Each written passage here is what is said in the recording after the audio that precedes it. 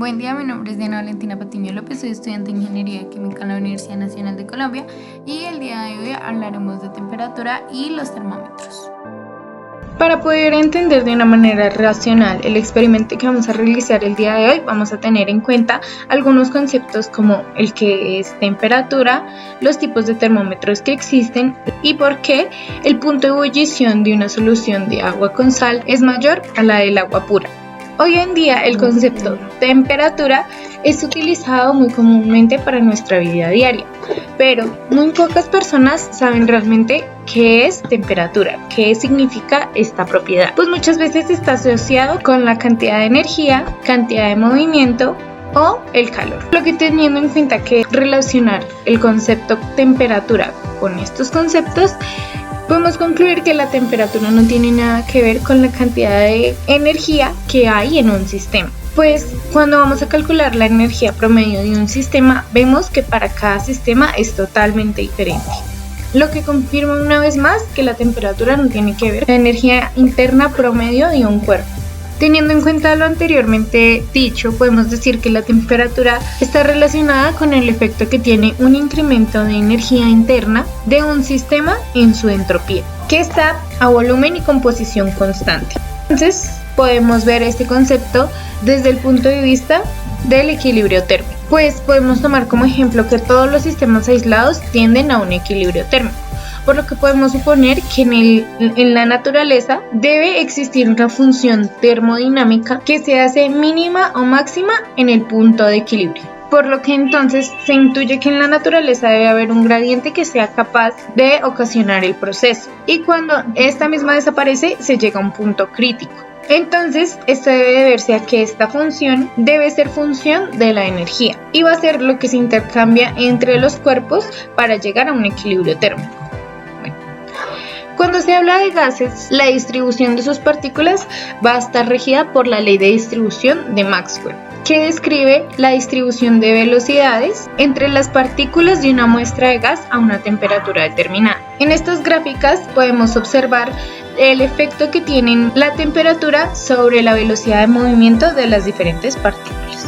Por otra parte, también podemos decir que cuando dos cuerpos se ponen en contacto hay un intercambio de energía térmica, lo que quiere decir que al enfrentar un cuerpo a temperatura ambiente y un cuerpo caliente, el cuerpo caliente va a transmitir calor al cuerpo a temperatura ambiente hasta que ambos lleguen a un equilibrio térmico. Y esto mismo sucede con el frío. Ahora, una vez entendemos el concepto de temperatura, vamos a entender cómo medimos la temperatura. La temperatura es una magnitud estadística, entonces no podemos medirla directamente. Entonces, para medirla, utilizamos diversas magnitudes que van a cambiar con ella, como por ejemplo la columna de mercurio, la resistencia eléctrica, el volumen o la presión de un gas. Y a estas magnitudes se les denomina magnitudes termodinámicas. Estas magnitudes se miden por medio de termómetros, que es un dispositivo que nos permite conectar alguna magnitud termodinámica. Y existen diferentes tipos de termómetros. Existen los termómetros basados en dilatación. Entonces podemos verlos en tres casos: gases, líquidos y sólidos. Vamos a hablar primero de los gases, donde podemos ver cambio de volumen, que es un termómetro de gas, normalmente nitrógeno, a presión constante. Cambio de presión, que es un termómetro de gas a volumen constante. Ahora hablaremos de los líquidos. Encontraremos entonces la columna de mercurio, que es un termómetro de mercurio y la altura del mercurio va a variar con respecto a la temperatura. Y la columna de alcohol teñido, que es un termómetro de alcohol y la altura del alcohol teñido va a variar con la temperatura. Ahora vamos a hablar de los sólidos. En los sólidos encontramos el termómetro de cambio de longitud, que es un termómetro bimetálico, que consiste en dos placas de diferentes metales unidas rígidamente. Existen también termómetros basados en propiedades eléctricas, que serán los que en este caso estaremos utilizando. Empecemos hablando de los termómetros de resistencia. En este caso encontramos dos: los semiconductores y el platino. Para el semiconductor encontramos los termistores. que son materiales que van a actuar como conductores o aislantes según la temperatura a la que se encuentren. Entonces esto los convierte en dispositivos que son capaces de medir la temperatura. Una de las desventajas de estos transmisores son que su resistencia no va en forma lineal a la temperatura, lo que dificulta que obtengamos los datos de una manera correcta. Y además son complicados de calibrar. Adicionalmente, estos termistores presentan un efecto de autocalentamiento por el paso de la corriente, por lo que hay que tener cuidado con la diferencia potencial que se aplica y con la corriente que se le hace circular, para evitar un aumento falso en la temperatura. Por otra parte, podemos encontrar los sensores de circuito integrado, que se basan en propiedades eléctricas entre la interfaz de un semiconductor de tipo N y tipo P. Estos circuitos están integrados sobre un chip, el cual presenta una salida lineal y proporcional a la temperatura. Y podemos agruparlos en 4 categorías principales: salida de voltaje, salida de corriente, salida de resistencia y salida digital. Uno de los sensores más comunes es el LM35 y el LM34. El 35 da la temperatura en Celsius y el 34 la muestra en Kelvin. Ahora hablaremos del termómetro de platino, que es donde la resistencia eléctrica del platino va a variar conforme cambie la temperatura. Podemos encontrar también termómetros de efecto termoeléctrico, en donde hablaremos del termopar, en donde podemos decir que un termopar se compone de 2 metales diferentes que están unidos en un extremo. Cuando la unión de estos 2 metales se calienta o se enfría, genera una diferencia potencial que es proporcional a la temperatura. Y pues estos sensores son utilizados normalmente para medir temperaturas muy altas. Aquí podemos ver un ejemplo de resistencia y un ejemplo de efecto termoeléctrico. Otro tipo de termómetro lo podemos encontrar en los que son basados en radiación térmica. Aquí podemos hablar de radiación infrarroja y la luz visible.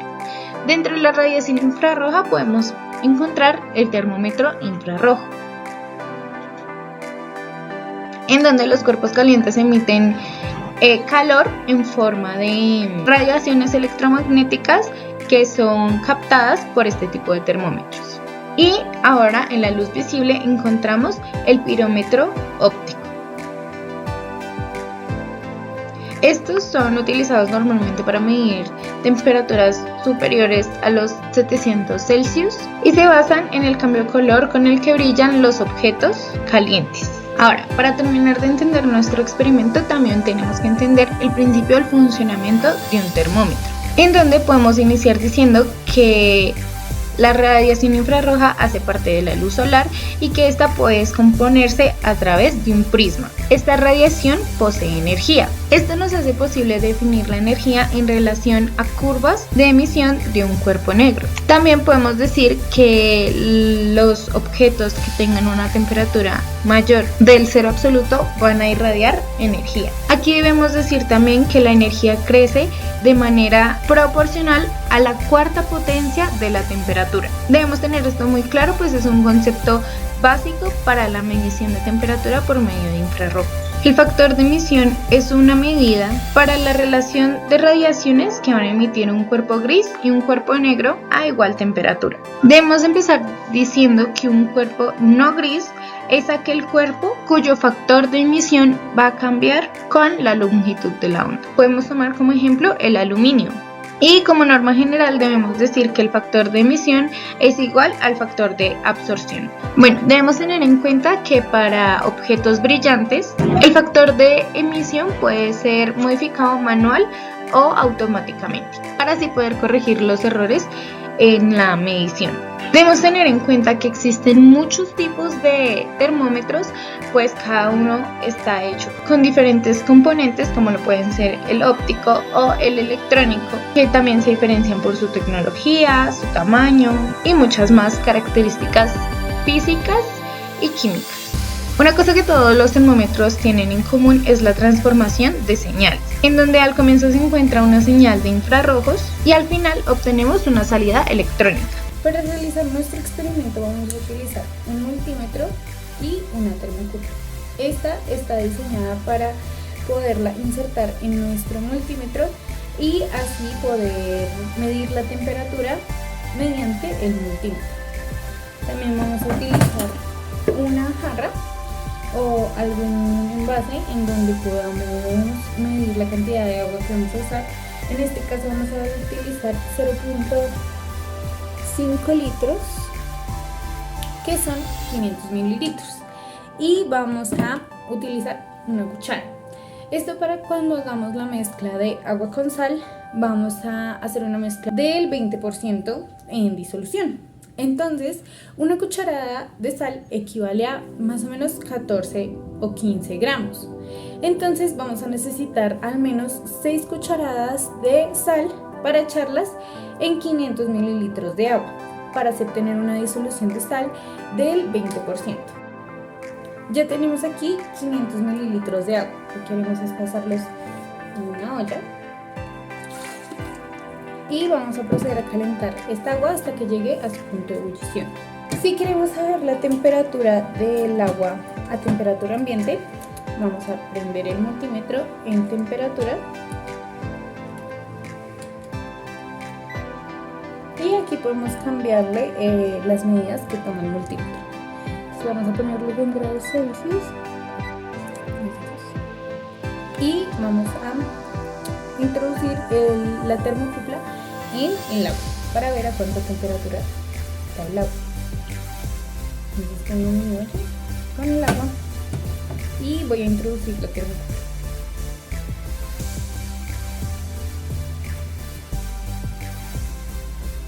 Vemos que el agua ambiente está más o menos a unos 20 y 21 grados centígrados. Ahora la vamos a poner a calentar para que llegue a su punto de ebullición.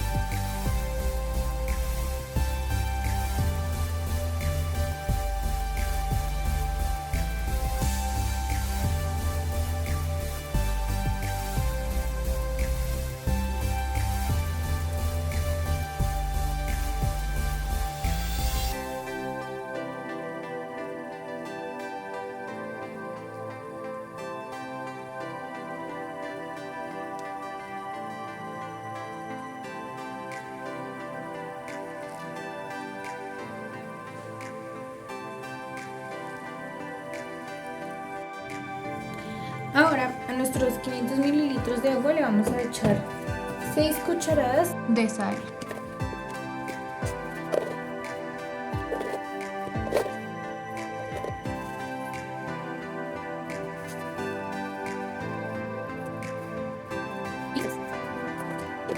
y revolvemos.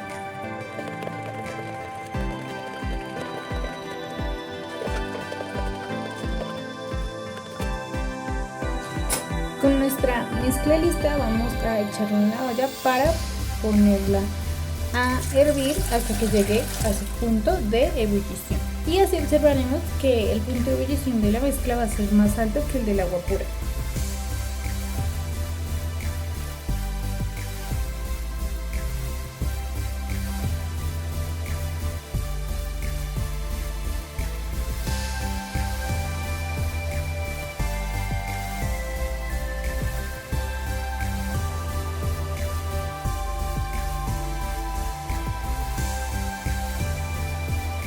Ahora vamos a entender por qué aumentó el punto de ebullición cuando teníamos agua con sal y por qué pues, el punto de ebullición con el agua pura fue menor. Primero vamos a suponer que esta imagen que vemos aquí es cuando el agua, tanto el agua pura como el agua con sal, están en su punto de ebullición. Las partículas grises van a ser nuestro gas, las partículas azules van a ser el agua y las partículas rosadas van a ser las partículas de sal. Entonces, debemos tener en cuenta primero que cada una de las partículas tiene una energía cinética y las partículas que están en la parte superior van a tener una mayor energía cinética, lo que quiere decir que van a salir a volar con mayor facilidad y pues van a pasar a ser gas más fácilmente. Entonces después de esta primera fila va a pasar la segunda, esto en su punto de ebullición. Ok, ahora el aumento de temperatura en el punto de ebullición cuando teníamos agua con sal en vez de agua sola se debe a que en este caso tenemos partículas de sal, las partículas rosadas, y están entre el agua. Son un poco más grandes que el agua, lo que genera que, por ejemplo, aquí arriba en la primera línea vamos a tener partículas de sal, y al momento de que las partículas del agua quieran salir a convertirse en gas, van a encontrar espacio obstaculizado por las partículas de la sal, lo que va a hacer que choquen más entre ellas que al momento de salir. No van a salir con tanta facilidad a volverse en gas, lo que provoca su punto de ebullición aumente, porque las partículas del agua no van a tener la facilidad ni el espacio para poder salir como lo hacían antes. Por esto aumenta su punto de ebullición.